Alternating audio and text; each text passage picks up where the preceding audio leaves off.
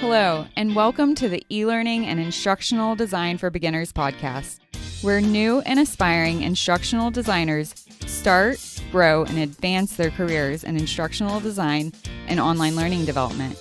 I'm your host, Crystal Harper. I'm a former school teacher who transitioned to instructional design, all while working full-time as a single mom. Would you like to become a successful instructional designer without the burden of earning another degree? Well, then let's get started. And today's episode is going to be super helpful for you with determining the uncertainties you may be having about the next meeting you have with your subject matter expert, because today's episode is about 5 tips for asking good subject matter expert instructional design interview questions. So let's get started. Hello, and you're listening to the Focused on Freelance Instructional Design podcast. I'm Crystal Osterber, and in today's episode, I'm going to talk to you about 5 tips for asking good subject matter expert or SME instructional design interview questions. But before we begin, in this week's freelancer tool of the week is called Hunter.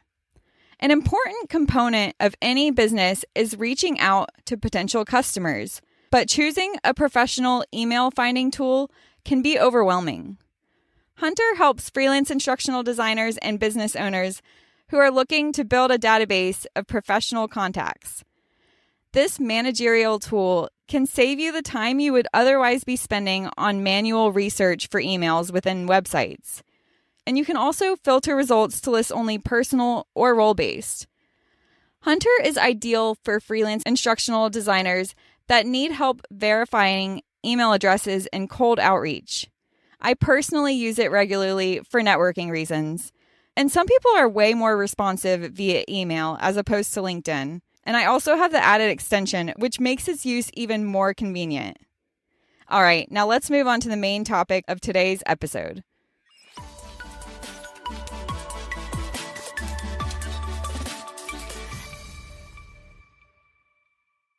Are you currently wondering what questions you should ask in your next meeting with a subject matter expert or SME?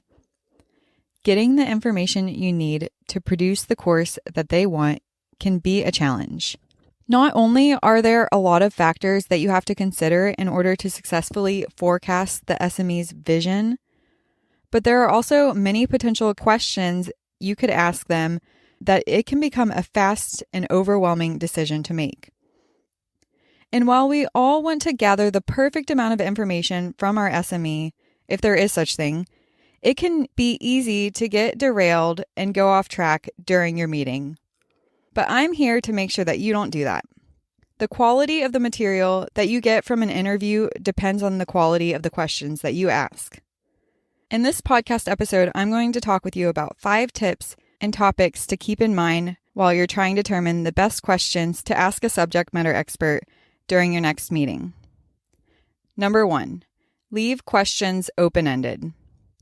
The last thing you want are one-word answers from someone with a wealth of knowledge. Think who, what, why, where, when, and how.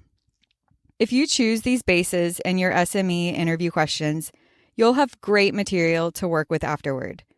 You may even come across some interesting insights into the learning topic by letting the SME take the lead. Number 2, remember that your goal is to understand the skills and knowledge the SME has, and to find a way to effectively express that knowledge to the learners. The person you're working with is a quote-unquote expert by definition, and most likely you are a novice compared to them.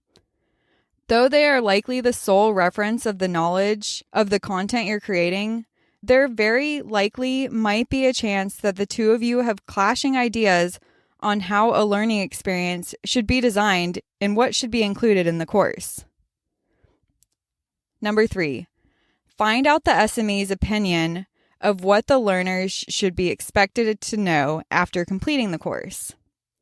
Now, of course, you should have a copy of the learning objectives, but it's a good idea to find out the SME's perspective on what they think is particularly important for the learners to have an understanding of.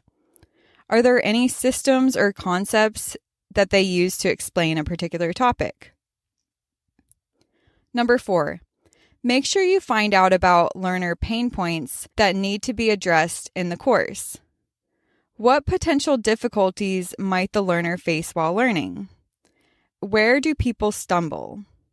This information will make it easier to determine what should be in basic sections of the course and what should go into advanced topics. And number 5, stick to a plan. As you determine the questions for your SME, make sure they stay focused on exactly what information that you're looking for. If you notice the conversation starting to go off topic, bring it back to the focused question, to the information that you need to ensure that the learning objectives are successfully achieved. And remember that there aren't always the perfect questions for subject matter experts. There's definitely no surefire way to find the perfect questions to ask an SME. The truth is, it probably doesn't even exist. As long as you put in the research, you'll find the best fit for the course that you're creating. And of course, there are many other questions that we need to ask for the project overall, but I've found that these topics and questions really help us focus on getting the best possible information from the SMEs and bring the most value to the learners. So be sure to use these go-to topics next time you need help determining questions for the SME. And remember to always rely on open-ended questions to help you with any unclear pieces of your outline development. Open-ended questions include who, what, when, where, why, and how. And if you need more help coming up with questions to ask the SME, be sure to download my free 15 questions to ask an SME when you're stuck. Or just hop into the ID Plan Academy, and we have got loads of courses that will teach you all about working with SMEs, and then connect with other instructional designers and ask what they've been asking their SMEs. And I also have plenty of other resources all related to SMEs and the Academy. So be sure to check that out. And then download your own free copy of 15 questions to ask an SME when you're stuck.